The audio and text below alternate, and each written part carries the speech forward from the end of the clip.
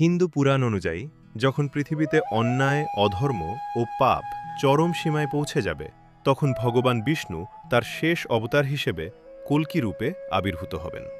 এই অবতারকে বলা হয় কল্কি অবতার, যিনি কলিযুগের শেষ সময়ে পৃথিবীকে পাপ মুক্ত করবেন। পুরাণে বলা হয়েছে, কলিযুগের শেষ দিকে মানুষ সত্য ও ন্যায়ের পথ থেকে সম্পূর্ণ সরে যাবে।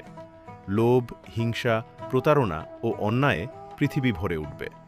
ধর্মের অবক্ষয় এতটাই হবে যে মানুষ একে অপরের প্রতি বিশ্বাস হারাবে। পরিবার ও সমাজের মূল্যবোধ নষ্ট হয়ে যাবে। এই সময়ে ভারতের সম্ভল গ্রাম নামক এক পবিত্র স্থানে এক ব্রাহ্মণ পরিবারে কল্কি অবতারের জন্ম হবে। তার পিতার নাম হবে বিষ্ণুযশা, যিনি ধর্মপরায়ণ ও সৎ ব্যক্তি হবেন। ছোটবেলা থেকেই কল্কি অসাধারণ শক্তি, বুদ্ধি ও সাহসের পরিচয় দেবেন। যখন তিনি বড় হবেন, তখন তিনি এক দিব্য যোদ্ধা হিসেবে আত্মপ্রকাশ করবেন।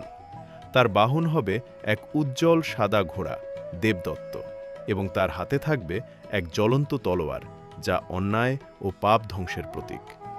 কল্কি অবতার পৃথিবীর বিভিন্ন স্থানে ঘুরে বেড়িয়ে সমস্ত দুষ্ট ও অধার্মিক শক্তিকে ধ্বংস করবেন। তিনি অন্যায়কারী রাজা, দুর্নীতিগ্রস্ত মানুষ ও অত্যাচারীদের শাস্তি দেবেন। তার আবির্ভাবে অশুভ শক্তি ভয়ে কেঁপে উঠবে। অবশেষে তিনি পৃথিবীকে পাপমুক্ত করে আবার ধর্ম প্রতিষ্ঠা করবেন। তখন একটি নতুন যুগের সূচনা হবে, সত্যযুগ। এই নতুন যুগে মানুষ আবার সত্য, ন্যায়, শান্তি ও ভালোবাসার পথে চলবে।